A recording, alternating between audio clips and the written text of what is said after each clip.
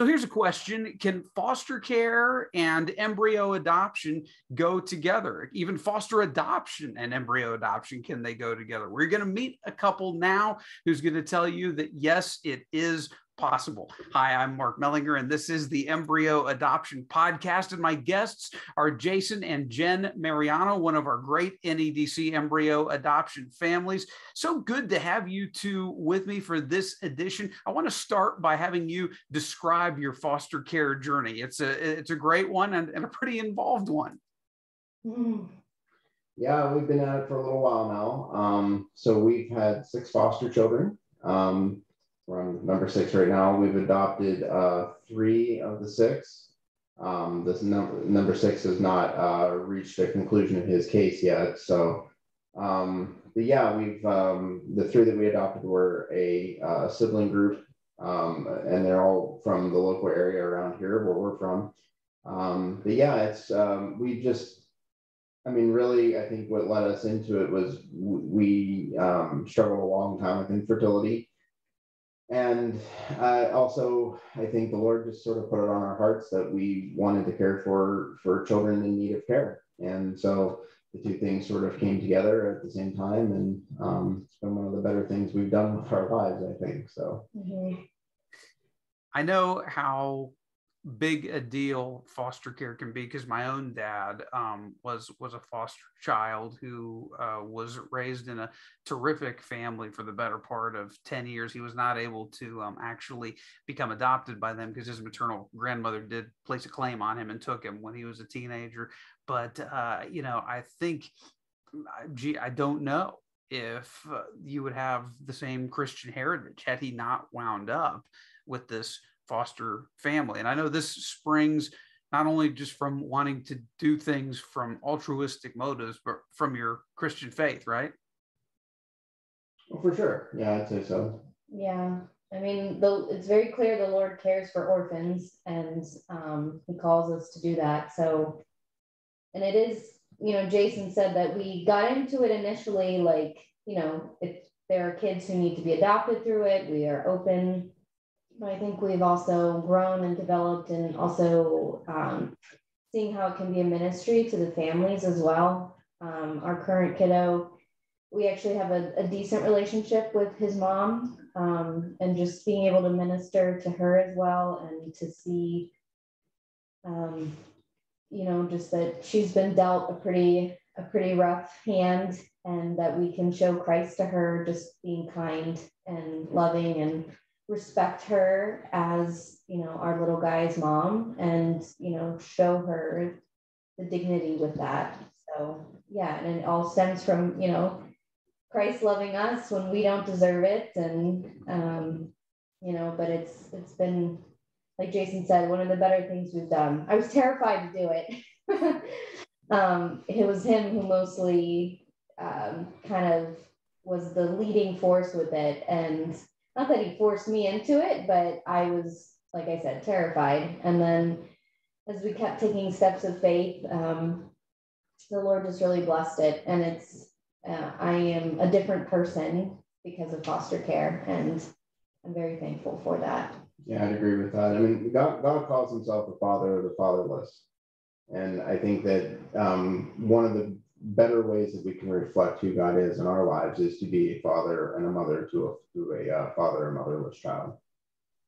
Especially when there is some sense of sacrifice here, because the goal of the foster care system is always optimally to reunite the child or children with their birth family. I think that is a misnomer that a lot of couples don't necessarily realize when maybe they run into infertility and they are going over their possible options for parenthood, and they may think, okay, there's adoption, there's domestic adoption, there's international adoption, there's foster care adoption. And yes, you can adopt through the foster care system. You two are proof of that. But the first goal of the foster care system is always reunification, which I would think in a case like yours, what you two had to do was just sort of hold your breath, know that you would love to adopt, you'd love to have these children as your own, yet you want what is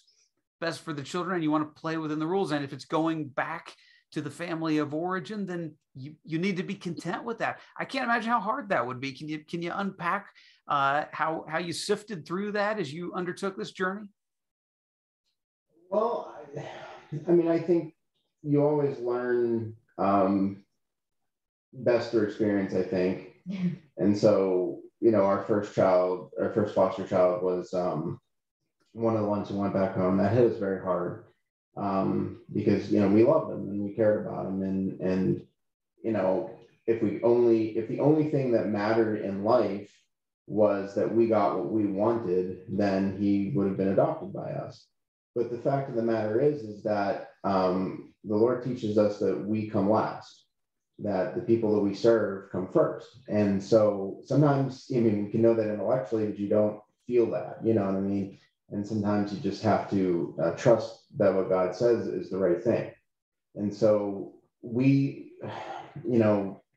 I try to keep the mindset, I think we all try to keep the mindset in our family, and I include our children in that, of our days are in the Lord's hands, and what happens is not out of his control. So what is the task that's in front of us? Well, we have a child who needs a home. They need a mom and a dad. They need brothers and sisters. They need a regular routine. They need care through their trauma, and they need, food on the table, whatever it may be. And so that's our task. It's not our task to make ourselves happy. It's not our task to get everything we want. Not to say that we don't have desires or that we don't want things, but it's our task to care for the children that God places in our home. So I love it.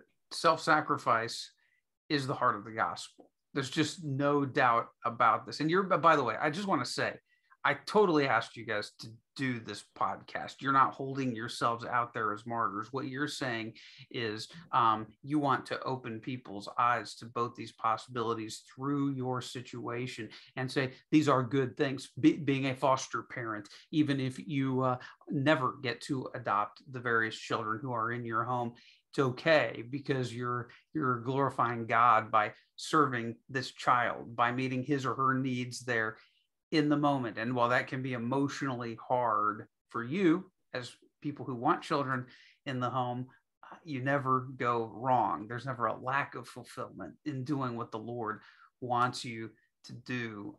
So I commend you, even though you wouldn't want me to, for your self-sacrifice. I remember when we met while you were here at the NEDC for your initial appointment, how that really struck me. And I thought, well, I'd love to do an interview with them sometime. So let me ask you this. I mean, you had all this going on, and you've been fostering for a long time, continue to. How did embryo adoption then get your attention, and why was it something that you wanted to do? Yeah, I was gonna say that's my territory. Yeah, I mean, all the while we really were trying for biological children, and I've just always wanted to experience being pregnant and feeling the baby kick and do all that stuff. So I think, like personal history wise, we found out why we couldn't have biological children, and so. But I was still able to carry. I still have, those abilities. And so, we had talked about it, and, going in line with caring for orphans, we believe that there at NEDC are all these little humans frozen in time. And so we felt like it was a beautiful match of our heart for orphans and for my desire to experience pregnancy and carry a child. And, and also even Jason touched on trauma and just with our children, and, not that we won't help our son. We found out it's a baby boy. We won't help our son through, there's still the complexities of adoption, that he's not with his genetic family. There I will have that bonding from the very beginning, and that there won't even be that maternal separation. So that was very appealing to me as well. I mean, we said goodbye to a little guy that we had Over a year. Well, about 11 months. And that was, I mean, that was the first one that we really had with our 3 kids who loved on him and cared for him. And so we were all just very sad and devastated, and not devastated, just sad, because it was a good thing that he went home. And his father worked very, very hard to get him back. So, but with, with embryo adoption, I even was thinking about our kiddos. I mean, they were wonderful with him. They were great. And so to even be able to give them the gift of a sibling that they don't have to say goodbye to. I mean, the Lord obviously is, there's a whole bunch of things you don't know what could happen, but that's, this kiddo's sticking with me. So this little boy. So yeah, that was kind of in a nutshell our desire to pursue this. I was just going to ask, and we're recording this, by the way, in early July of 2022. How is your pregnancy going? I mean, it was such good news when we all learned the good results. Talk about how it's been and how far along you are. Yeah, I'm very thankful. I was terrified that my head would be stuck in the toilet the entire time, because I've got 3 other kids to take care of, plus, 4 with our little guy, who's our foster. So I just prayed. I was like, Lord, please don't let me be so sick. So, I mean, I had the typical like fatigue and nausea in the first trimester, but I wasn't throwing up. And he definitely took the slack in the evenings where I was like, okay, I'm going to bed. I'm very thankful that Jason is a good teammate and partner. And and so once I hit second trimester, I'm feeling good, getting bigger, but I'm starting to feel him kick and everything. And we had our anatomy ultrasound and he looks great. Yeah. So I'm so thankful. It just feels, I'm gonna get emotional. It feels like everything has been a gift. We have wanted this for so long. And I knew, I was like, Lord, okay, I know this can go in a terrible direction. I know we can have our heart broken with this too. But he's just been merciful to me. And it's been good. So I'm 21 weeks and 3 or 4 days along. So due late November, early December, if I'm doing the math right. Early November. It's early mid-November. Yeah. Okay. Well, I'm doing the math wrong. There's the non-engineer coming out at me again. Don't try to do math on the fly, folks, if you're not a math person. And I'm clearly not. Well, that's really exciting. It reminded me how old all the other kids in your house currently are, the other 4. Well, our daughter is 10 and she'll be 11 next month. Our middle son is 8, and then our youngest son is 5. He'll be 6 next month as well. The 2 have a birthday within a week of each other. And then our foster baby is 17 months. 16 months. So were you ever worried that you wouldn't be able, and I know you've had so many kids in your home at once, but there has been the pregnancy aspect involved. Were you ever worried that you wouldn't be able to handle both? And what would you say to other folks who might have that concern? Maybe their story doesn't look exactly like yours, but there are some similarities and they're not sure that they can handle embryo adoption. Well, I think that I think it's worth a try for the sake of the babies that need a mom and a dad, and need to be adopted as embryos. For one, that's the first thing I would say. And the second thing I would say is that if you want to have a baby in this way, which I hope many people will, it's, I'm not going to say it's just like having a baby naturally or anything along those lines, but it was not as troublesome and burdensome and all these things as I guess I anticipated it would be. Even so much like the fundraising and whatnot that we did in order to be able to afford it.